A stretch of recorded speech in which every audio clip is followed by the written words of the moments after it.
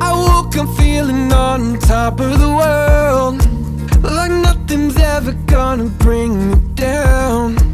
This feeling got me flying high as a bird.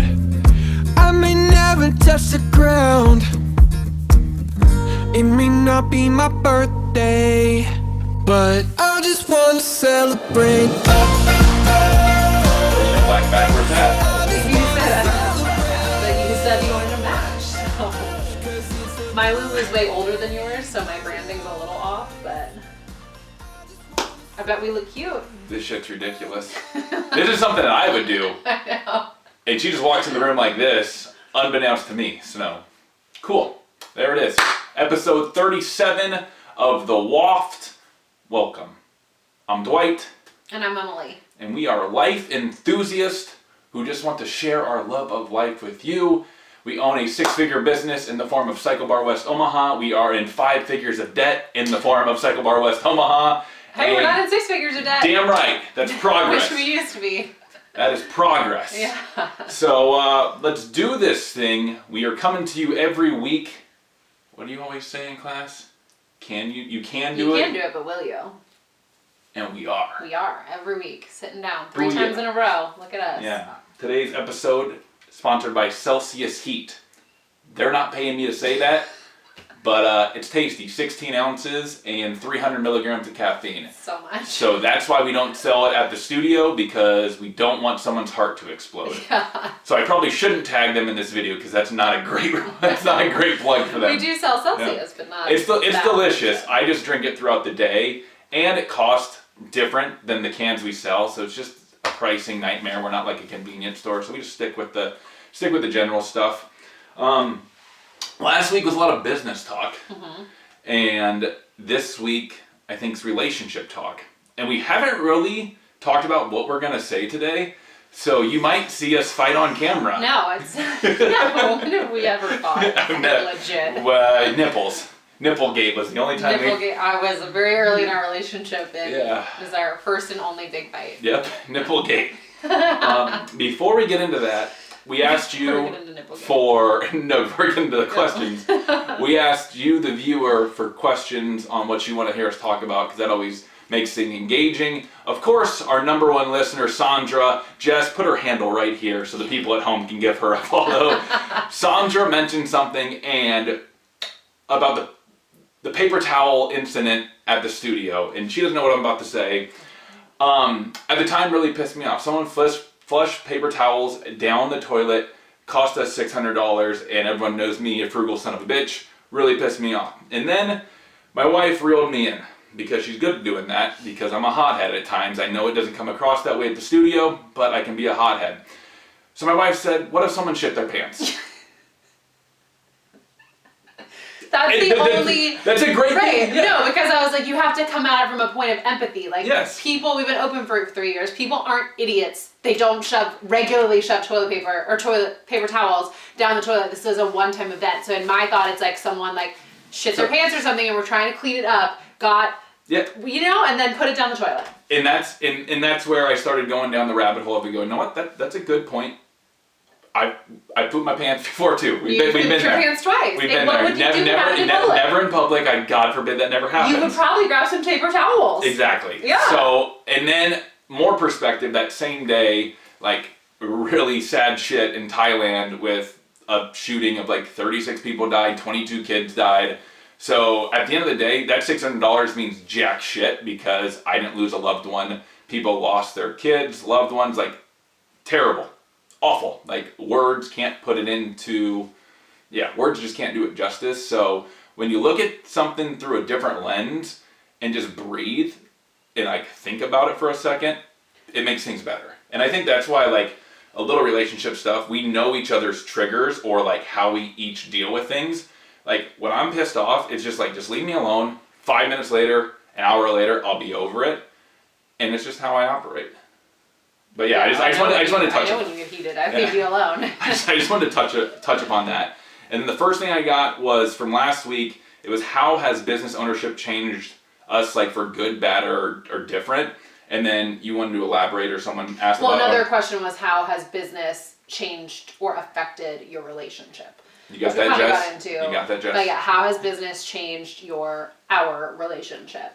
So all caps here, I put way better at communicating. Yeah. Just everything. Yeah. I think people always say that when you go into marriage. They're like, oh, or like when you hear like people's advice is like communicate. And I never really understood that until like recently and being on this journey and in marriage and in owning a business with you. Like communication is everything. Like if you cannot honestly communicate with your partner, then like you're screwed. And like, as someone who hates confrontation or hates talking about like my feelings, and you hate talking about your feelings too, it is hard. It's hard to have those initial conversations. But now that we've done it so often, I feel like we can talk about everything.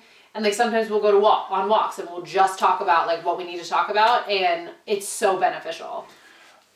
We're two different people. I shut down and I'll be like, something's wrong, I just don't want to talk about it. This is females in general, I feel like, so I'm not just calling you out on this. Females, what's wrong? I'm fine. I'm alright. Like, no, you're not. I'd prefer you be like, this is like the tip of the iceberg. I'm like, okay, I get it. Or it's just like, a lot of times it's just like, is it me? Is it something I did? Yes. Because I've learned with my depression and anxiety, some days like I just struggle to just even like get out of bed, and he'll be like, what's wrong? I'm like, literally nothing. But it's communicating like, it's not you, I'm just having a bad day, or I'm hormonal. Like the other day I almost fought an old lady with a corgi because I was PMSing and I was so fucking irritable, and then I was like blowing up, and I'm like, it's not you. It's the PMS. But there are times where it is me, and you're bad at that, where it's just like, I'm like, just tell me, and she's ready, she's like, you son of a bitch, she's like, you son of a bitch. It'll be like, I know you're pissed at me, just tell me you're pissed at me, and then we can talk about it later, because I understand, you are the type of person, you want to digest it, try to see it from my side, comma, but, just tell me, hey, I'm pissed at you, I'm just trying to figure out where you're coming from, and then I'm like, cool. But then you never... But then you want to defend yourself. So a lot of the times, if he makes me upset, I don't like to talk about it because I like to hold myself accountable. So I like to, because my brother always used to make fun of me and he'd be like, Emily, you're so sensitive. And so that got in my head, and now I'm like, well, am I being sensitive, or can I see this from a different perspective? So I always, when I'm mad, I'm always like, let me take a pause, digest my feelings, figure out how I want to approach the topic, if it's worth approaching, where is he coming from, and then like, or is it something that like triggers in me? Like a lot of the times you make me feel stupid because you micromanage, but that's not like a you problem, that's a me problem with something from my past, with like feeling stupid. So again, like why would I bring that up with you when that's like something that I have to work through? I see it from your side of things. I'm just saying, if you're pissed at me, just be like, I'm pissed at you, I'm working through it, we'll talk later. That's all. I just need that sentence, and we're good. I feel like you don't just need that. Then you'd be like, well, why are you pissed at me? Well, no, I'm good. I can usually probably fucking figure it out. Like, let's be real, it can't be a whole lot. Although you're talking about fighting people with corgis, so... I mean, when the PMS hits, and a lady with her fat corgi has it off the leash, it's just like, game on, you know? Yeah, but how business has changed our relationship from, I think, just communicating. I would say, we talked about it last week a little bit with like the sex, and we'll get to Mr. Tickles one of these weeks. That's just a running teaser we're going to work on here. But it's definitely not complicated things, but made it more of a challenge from the sexual side of things. But just overall, I think it's been a positive that our communication is through the roof. Yeah. And that's why we don't fight, is because like my old relationship, go back to like episode 1, 2, 3, or 4 when I talked about like the whole, how we became a thing. My ex, and this is no fault to her or myself, but we were doing distance and we just didn't talk about the hard shit. Like if you don't talk about the hard shit, it's probably not going to go much further. Mm-hmm. So just being able to communicate, talk about anything and everything is, it's not you versus me, it's us versus the problem. Yeah. And that's a viewpoint that I've recently read, and it's very true. Yeah. I think we've had to work to create boundaries a lot. So like, we're not very good at it, but we'll say like office hours. So like when we wake up, we say like the office isn't open till 8 a.m. Mm-hmm. And so we can't talk about work till 8. I think it's different because we're both in our business. Like if I was just an entrepreneur and you had a corporate job, that would be different. I think because we're fully both in it all the time, we still have to create those boundaries of like, okay, office is closed until 8 a.m. So we like wake up and enjoy our morning together. Or in the evening, we're way worse at it, but we try to close the office at 7 p.m. and be like, okay, now we the office can't come upstairs is what we need to start doing. Yes, so like I think boundaries is something we've learned, like, business has affected our relationship in that we're trying to learn how to have like an off switch, because if you don't, then it's just business all the time. Yes. But it's helped us in terms of like communication and respect, like we talked about, and all of those things. Yeah. So. Cool. One more question. Erica, if something goes down here, it's your fucking fault. She was our maid of honor, so she's responsible for our relationship, is how I view it. It's a good point. Yeah. Still your fault, though. Yeah. She said, what is the one thing about your spouse that's most annoying? This should have been another episode because Emily, like, out of her back pocket, has a scroll that she's ready to read. You're a unicorn. I bash you so that people don't see the unicorn, because I don't want the ladies coming after you. But if they knew how dope you were, then I'd be fighting them off. So I just bitch about you all the time. It's a tactic. Reverse psychology. Yeah. Works like a charm. Works like a charm.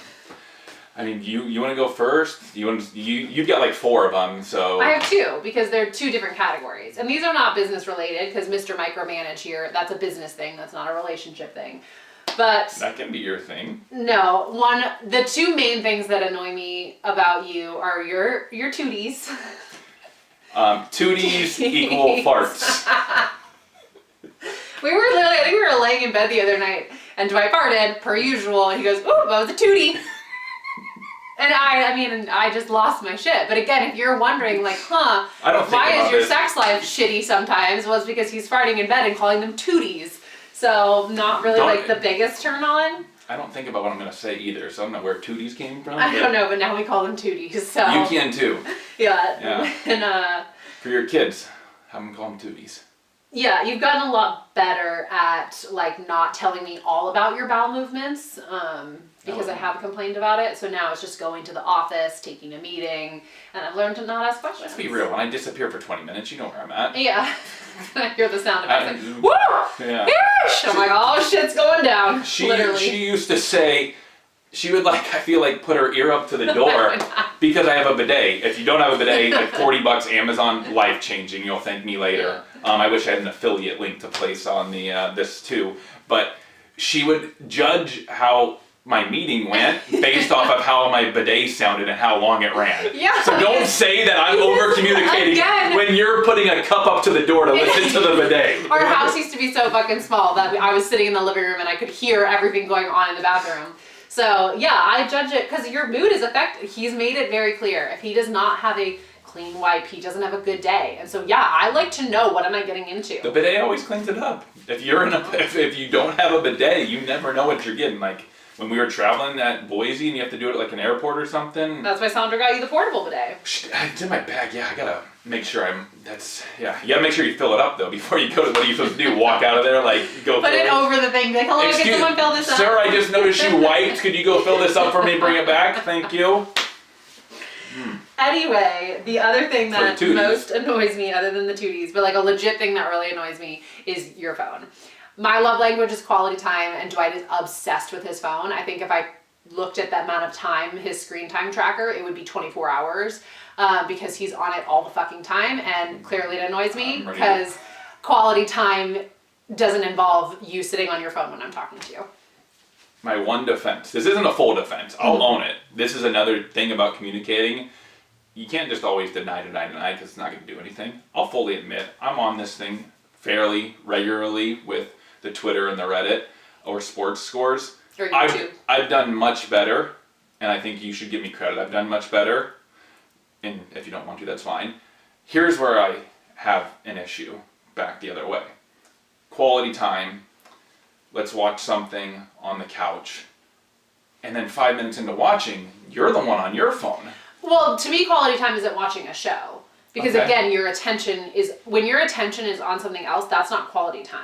Okay. So to me, us sitting down and watching a movie actually isn't quality time. Quality time is going for a walk or going out to dinner, putting our phones away at the dinner table, not checking when Rachel sends a text and looking at your watch. Like, quality time is when when you're giving someone your undivided attention. And so, yeah, I don't view watching TV as quality time. That's not quality. That's just decompressing. Is this quality time?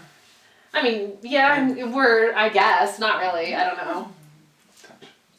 Yeah, this is quality time. It's fucking weird right now still, these outfits. Yeah, I guess I also am someone who, I hate my phone. Like, if I didn't have to be on social media for our business, I wouldn't use my phone. Like, I make a point to shut it off an hour before bed. I don't check it in the morning. I value, like, presence of mind, and so I just don't understand someone who's on their phone all the time. So I think that adds to the animosity.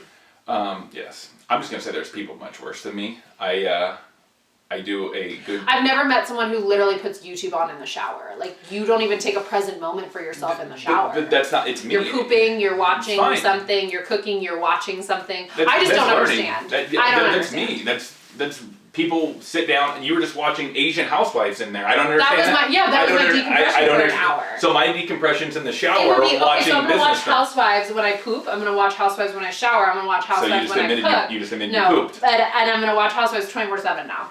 I don't do it 24/7 though. Okay. If I'm cooking, anyway, clearly this is a contentious topic. If you would like to spend quality time, if you want to stand with me in the kitchen, I shut it off. But every time I'm doing it, making Chipper's food, I'm in there solo, so I don't. Am I just supposed to sit there with my thumb up my ass and like quiet? That it's me just having a lack of understanding. I'm not saying it's wrong. I just don't understand because I'm complete opposite. It's not wrong. If you're around, I'll shut it off. But when you're not around, I don't understand what the difference between that is. Someone playing bingo, jerking off. What you do in your own time is your own time. Okay. Well, we're running out of time and you haven't even talked about me. So that's it. Peace out, Cub Scouts. Nope, that is not it. This is a long episode, I guess.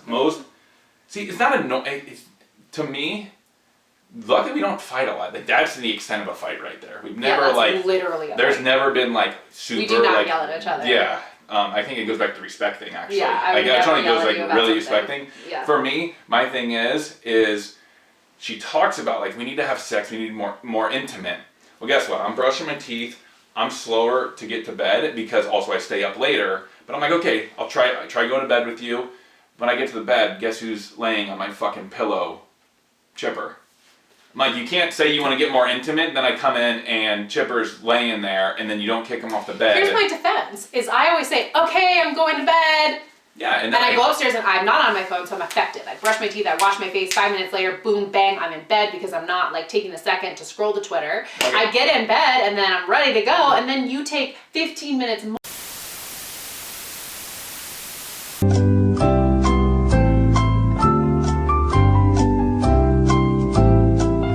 A few moments later. Okay, so it cut off, but my pet peeve or whatever we're talking about annoying is we need to do the old, but it's tough. Any dudes that are watching this, it's tough to get a boner when I'm trying to cuddle on the upper half and I feel a dog on my lower half. Just saying, bestiality isn't my thing, so it doesn't work out for me. Right, but you communicated that to me, and now I will kick Chipper off, or Chipper goes into his kennel until it's time. We've done it. And then I nut, and you're like, "Come on, Chipper!"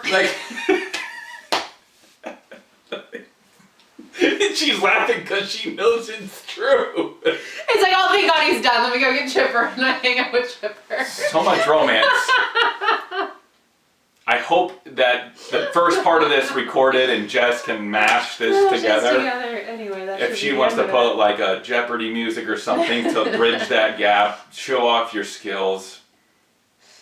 Whatever. I feel like this is either a really good or a really terrible episode. Anyway. Peace out, Cub Scouts. It may not be my birthday, but I just want to celebrate.